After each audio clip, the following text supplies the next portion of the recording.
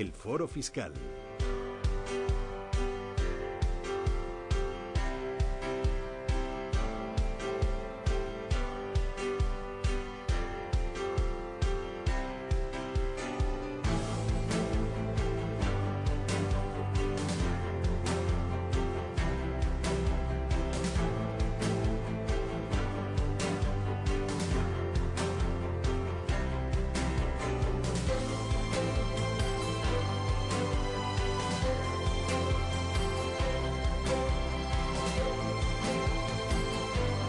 Diez y 39 minutos de la mañana, ahora menos en Canarias. Foro Fiscal, Capital Intereconomía, 91 533 18 51, 91 533 18 51. Enseguida vamos a dar paso a las consultas de los oyentes, que tenemos ya a la espera.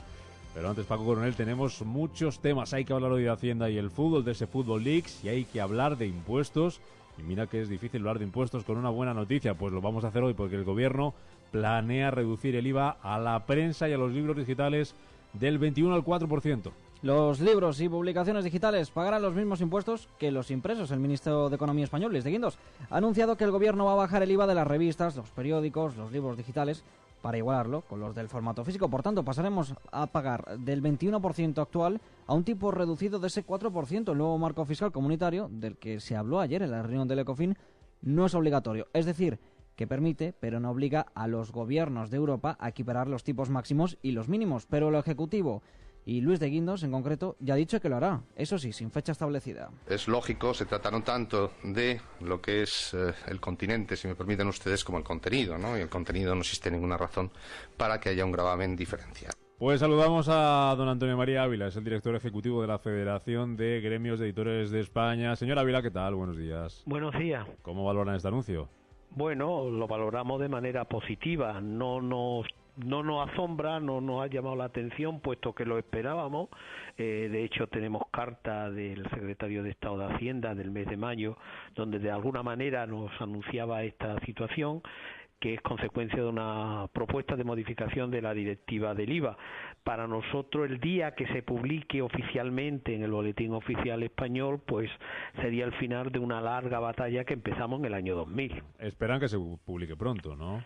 Bueno, yo me imagino que querrán esperar que primero se publique la directiva, la modificación de la directiva en el Diario Oficial de las Comunidades, y a continuación, que es el que permite que los Estados miembros puedan actuar, y a partir de ahí, pues que rápidamente se puede implementar en el ordenamiento jurídico español. Esto lo que hace, señor Ávila, es igualar el IVA del libro digital, que estaba en el 21, al del papel, que está en el 4, ¿no? Que es nuestra petición de siempre, porque entendíamos que lo que importa aquí es el contenido, no el continente. La propuesta que se hizo inicialmente directiva, lo que importaba era la forma en que se remitía el libro, ¿no? Por eso lo consideraban servicio. Sí. Nosotros siempre hemos entendido que la Celestina en papel o la Celestina en digital era la Celestina, y que eso, el contenido, era lo que realmente importaba, ¿no? Menos mal que no lo han igualado por arriba, ¿no? No, eso vamos, a nuestro juicio sería un absoluto despropósito, y como sabe usted, ya dijo Jesús, no solo de pan vive el hombre. Entonces, junto a los productos de primera necesidad material están lo espiritual, y obviamente el libro es el fundamental para eso. ¿El libro electrónico, qué porcentaje de las ventas totales del sector supone ahora más o menos? Por ejemplo, estas Navidades, ¿se van a regalar muchos libros electrónicos? No creo, regalan más bien los soportes, la maquinaria electrónica, más que las suscripciones a libros. De todas maneras, con datos del 2015 completamente cerrado, nosotros sabemos que es un 5,2% de la facturación total del libro en el comercio interior de España. Es un porcentaje muy similar al de Francia y al de Alemania y al de Italia, de hecho un poco superior el español. Vienen a ser unos 110 millones y pico de euros, y fundamentalmente un casi 65% es base de datos digitales y libros de texto. Es siempre una fiscalidad tan alta un elemento disuasorio, porque el lector, el consumidor, que en este caso es el lector, no entiende por qué el tratamiento es distinto y nada más cree a veces que es culpa nuestra, ¿no? En ese sentido yo creo que es una simplificación importante y esperamos que eso sí tenga una repercusión y un incremento en la facturación, ¿no?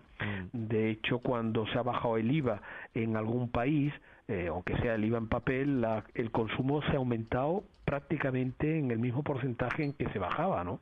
El último caso fue el de Suecia. Una última cuestión, señor Ávila. Esta rebaja del IVA al libro digital va a permitir que baje el precio también. Sí, tiene que bajar innecesariamente. El libro, sabe usted que tiene un sistema de comercialización peculiar, que es el llamado precio fijo, y sobre ese precio fijo solo está el IVA. Como mínimo debería de bajar el 17%, el mismo porcentaje en el que baja el IVA. Eso como mínimo. Si de verdad consiguiéramos que ese mercado funcionara, que hubiera menos piratería y consiguiéramos economía de escala, posiblemente se pueda rebajar algo más, pero como mínimo el IVA tiene que bajar y si son 17 puntos, tiene que bajar 17%. Bueno, esa es otra guerra, ya la abordaremos cuando corresponda. Ya la abordaremos. Don Antonio María Ávila, director ejecutivo de la Federación de Gremios de Editores de España, gracias por estar con nosotros. Gracias. Y que sea pronto, que lo vean ustedes escrito en el BOE pronto, ¿vale? Gracias a ustedes, sí, ojalá. Venga, hasta luego. Pablo Coronel, tenemos otro tema, el de Hacienda y el fútbol. Otro tema, sí, el de Hacienda y el fútbol, que es una historia de amor mejor que la de Titanic. Es el último caso, por ejemplo, en salir a la luz. El de Jorge Méndez, el de agente Cristiano y el de propio futbolista. Según apunta a Football Leaks, el del Real Madrid habría desviado al menos 150 millones de euros a un paraíso fiscal en el Caribe, previo paso por Irlanda. Hay que recordar que esto de momento es una información ofrecida por la prensa y que no hay nada ratificado por Hacienda, pero en España, por ejemplo, la agencia tributaria lleva años intentando atajar algunos de los problemas que esconden tras la opacidad financiera del deporte más practicado en nuestro país. Para que se hagan una idea, Hacienda ha encontrado relaciones con paraísos fiscales en tantas ocasiones que darían para hacer un once ideal más el banquillo de algunos futbolistas. Don Jesús Ruiz Ballesteros es economista y abogado y es director de Ruiz Ballesteros, abogados y asesores fiscales. Don Jesús, buenos días. Hola, buenos días, ¿qué tal? Vamos a ver, gente que gana el dinero que ganan estos futbolistas, ¿qué le lleva a saltarse cualquier regla fiscal? Bueno, tengo que adelantar que yo soy del Atlético de Madrid, ¿vale? Porque pone en situación ya. Lo digo por adelantado para que nadie diga que si voy con Messi o con Ronaldo. No voy con ninguno, porque soy del Atlético. Mira, es verdad que aquí tenemos un problema con los derechos de imagen en general. Lo que suelen hacer los futbolistas, claro, cuando ganan tantos millones por derechos de imagen, es ceder esos derechos a empresas, en este caso radicadas en paraísos fiscales, en Irlanda para tributar menos y demás. Y acaban volviendo, de una forma u otra, al final al bolsillo del futbolista. Claro, estos derechos, lo que dice la agencia tributaria o lo que viene a decir es que realmente quien los genera es la persona física. Digamos que es distinto. Ten en cuenta que la mayoría de las empresas del IBEX 35 también usan paraísos fiscales, pero claro, ellos pueden demostrar que son servicios, que allí tienen oficinas, que tienen empleados y demás. Sin embargo, un futbolista, o por no decir solo futbolista, por un director de cine o un automovilista, son ellos mismos los que generan tanto el derecho de imagen como el único que puede jugar al fútbol y demás. No puede hacerlo otra persona por ellos, ¿no? Con lo cual, digamos que son ingresos bastante personales. En cualquier caso, la diferencia que puede haber entre Messi y Cristiano Ronaldo ahora mismo, para mí, sería que a Cristiano Ronaldo se le ha considerado no residente, ¿vale?, por aplicación de la ley Beckham hasta el 2014. Y a Messi siempre se le ha considerado residente fiscal en España. Claro, el trato es desigual por aplicación de una normativa perfectamente legal. ¿Qué ocurre? Que Cristiano Ronaldo en 2014 declara sus ingresos aplicando esta normativa que le lleva a pagar el 24,75% en lugar de un 46, un 47, y demás, son más de un 20% de diferencia, ¿no? Y lo que hace es que cede esos derechos a empresas, a la empresa esta de la que hablan, Tallinn, y luego Tallinn la pasa a Mimi, Polaris y demás, y a Alda Ventures, que esta última está en las Islas Vírgenes Británicas. Claro, al cederlos, él los cobra por adelantado, y yo creo que esa es la duda que tiene Hacienda. Saber está dilucidando si ese cobrar por adelantado unos derechos que va a generar entre el año 2015 y 2020, porque es lo que están diciendo, que en 2014 declaró como ingresos lo que iba a generar por derechos de imagen del 2015 a 2020, es algo que esté permitido o que deja de estar permitido. O sea que veremos cómo queda. En cualquier caso también la diferencia entre unos y otros, realmente es el inspector de Hacienda el que interpreta lo que si puede haber delito o no, y si cumple los requisitos de dolo, culpa, negligencia, tipo delictivo, hay una relación causa-efecto entre las acciones, realice y demás, y ahí es algo realmente subjetivo, que en cualquier caso el inspector da parte al Ministerio Fiscal, ¿vale? Que no es el propio inspector el que considera si hay delito o no, sino que da parte a otro órgano que es el que estudia la posible comisión de un delito. Jesús, has hablado de la ley Beckham. Explícanos un poquito qué es esto. Bueno, la ley Beckham es que los no residentes, esto se introdujo para atraer directivos y en fin, grandes directivos de multinacionales y demás, que lo que permite es que, oye, si yo quiero durante unos años, cuando llego a España desde otro país de la Unión Europea, se me tiene que respetar el ser no residente, en vez de empezar a tributar como cualquier residente. De tal forma que yo, si vengo, por ejemplo, desde Portugal, como podría venir Cristiano Ronaldo, digo, oye, que quiero que se me considere no residente. Al llegar en 2009, y durante los próximos 5 años se va a considerar no residente. Y él va a declarar como cualquier no residente. Es decir, como el país del que viene, ¿vale? Sí. Como el país del que viene y como no residente en España. Por eso, esa tributación durante esos años, a él es el 24,75. Cualquier otro ingreso se le considera generado, es una renta generada en el extranjero. Y si además lo hacen empresas, pues no la está generando él personalmente. De tal forma que él lo que ha generado aquí tributa el 24,75 en ese 2014 sí. Y no entre la tabla del tipo marginal entre el 19 y el 40 y tantos % que tributamos cualquier residente. Sí. Dame un minuto, Jesús. Enseguida damos paso a consultas que hay de oyentes, que nos tenemos que ir a la Bolsa de Madrid. Ángeles Lozano, Plaza de la Tabla de nuevo. ¿Cómo le ha ido al Tesoro? Pues bastante bien, porque ha conseguido colocar ese papel a corto plazo a un tipo de interés negativo, más bajo. Ha colocado 565 millones de euros en letras a 6 meses y 4.010 millones en letras a 12. A 6 meses el interés marginal es del menos 0,32% frente al anterior del menos 0,28%. Es decir, cobra más por vender su papel a los inversores.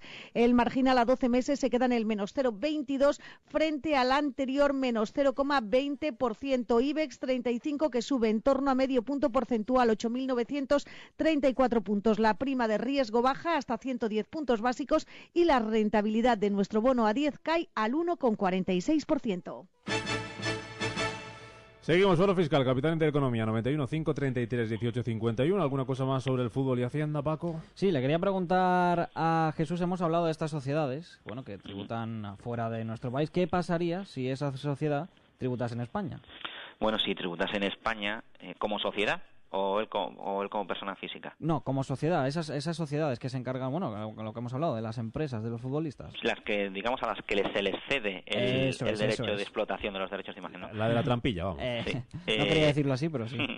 En principio dejarían impuestos en España, evidentemente, al 25 o 28%, y como cualquier sociedad, y además tendría que repartirle luego dividendos a los socios, que podría ser Ronaldo, Jorge Méndez o quien fuesen, y también tributar por ahí. Pero bueno, sería normal. La verdad que la estructura, yo lo tengo que decir, la estructura, primero, una cosa que se respete la presunción de inocencia, lo recalco porque veremos cómo queda todo y es importante, ¿no? Y segundo, que la estructura aquí es compleja en cuanto a que aquí debe haber unos contratos, que los hay, los que se ceden unos derechos de imagen. Tengamos en cuenta que los derechos de imagen se explotan también en medio mundo. Es decir, que cuando Samsung, Nike o cualquier otra marca contrata a Cristiano Ronaldo para hacer anuncios, no solo salen en España, sino que salen por un montón de países. Claro, se están generando rentas en esos otros países para esas marcas. Y es lógico que se contraten empresas en cualquier lugar, porque esas empresas a lo mejor son los que tienen los contactos con estas marcas para que ser contratadas. Evidentemente cobrarán sus comisiones y demás. Entonces, distinto es que detrás de todas estas empresas estuviese el propio Cristiano Ronaldo o Leo Messi. Si eso fuese así, entonces sí sería, en fin, más flagrante, ¿no? Pero si realmente no están ellos detrás, oye, puede ser perfectamente legal, ¿eh? Una consulta, no es de tiempo, correo electrónico. Venga, una consultilla rápida que nos han mandado a consulta@radiointereconomia.com. Mira, por ejemplo, nos dice un oyente: en la actualidad regento un servicio de ventas de loterías. Con motivo de mi jubilación se lo voy a vender a mis hijos. Me gustaría conocer cómo he de tributar ese ingreso en el impuesto de IRPF. Bueno, en principio, vamos a ver, yo creo que tendría que hacer una transmisión, quizás mejor mantenerla. Hay unas exenciones, está en Madrid, estaría en Madrid, entiendo, ¿no? En la Comunidad de Madrid. Sí, vamos, de hecho el correo es de Santiago de Madrid. O sea, bueno, si vende lo que obtiene, es que a ver cómo ha obtenido, qué precio, porque yo creo que las loterías son concesiones. Si son concesiones, habría que valorarlas y demás, pero en cualquier caso, si es una ganancia patrimonial, tributaría entre el 19 y el 23% dependiendo de las cantidades, pero sería mejor que estudiase la situación, porque puede hacerlo sin tributación al traspasarla a sus hijos y demás, ¿eh? Es mejor estudiar la forma de traspasar las participaciones y demás. A ver cómo lo tiene, si es como persona física, que entiendo que sí, y no como sociedad. Sobre esto leí el otro día un artículo en prensa, no recuerdo el medio, Jesús, pero era algo así como vender o heredar, que es mejor. Claro, es que en este caso probablemente fuese mejor heredar en este caso concreto, porque lo que heredan es un negocio, y al heredar el negocio, la empresa tienen unas reducciones importantes, el 99%, casi seguro, al ser los hijos, con lo cual en ese caso es más factible la herencia, vamos. Don Jesús Ruiz Ballesteros, economista y abogado, director de Ruiz Ballesteros Abogados y Asesores Fiscales. La próxima semana seguimos hablando de impuestos, de temas fiscales, y seguimos resolviendo dudas, que seguro que hay muchas. Que vaya bien, feliz Muchísimas puente. Toca puente, ¿no? Sí, un poco, el viernes lo cogeremos. A disfrutarlo, Jesús, gracias. Gracias, Un igualmente. abrazo.